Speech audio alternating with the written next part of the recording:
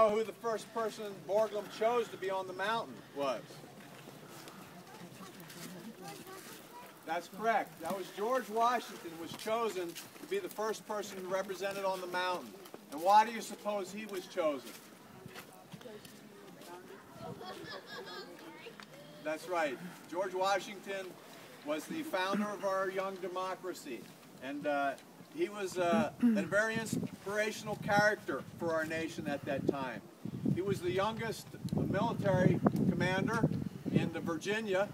He started out being the commander of the Virginia militia, and his fame grew far and wide even before the Revolution.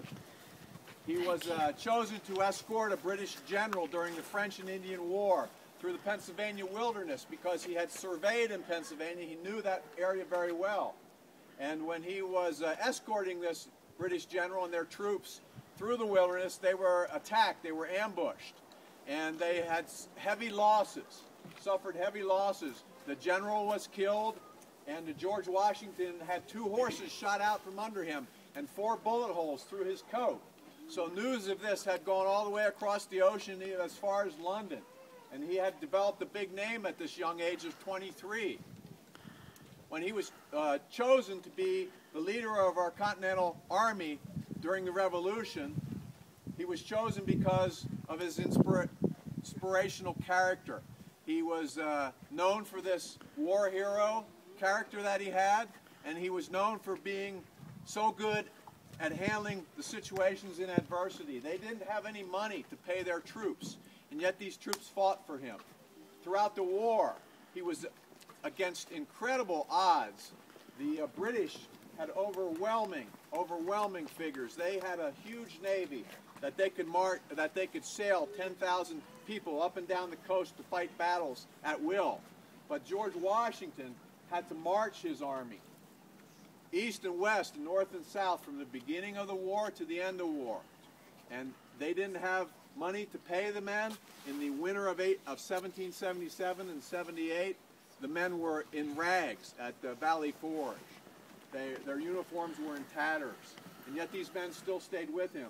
And Washington was brilliant. He silently stole across the Delaware River to surprise the British at Princeton and Trenton. And after the war was over, he was unanimously chosen to be our first president and unanimously elected to be the president.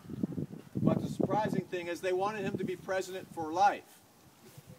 And Washington did a very courageous and noble thing at that time.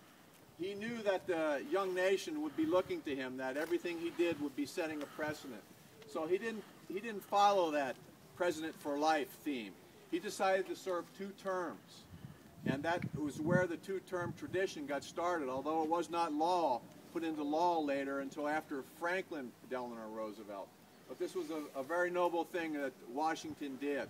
He also served as one of the ratifiers of the Constitution, and he's not the only 2-term president who was elected that's on this mountain.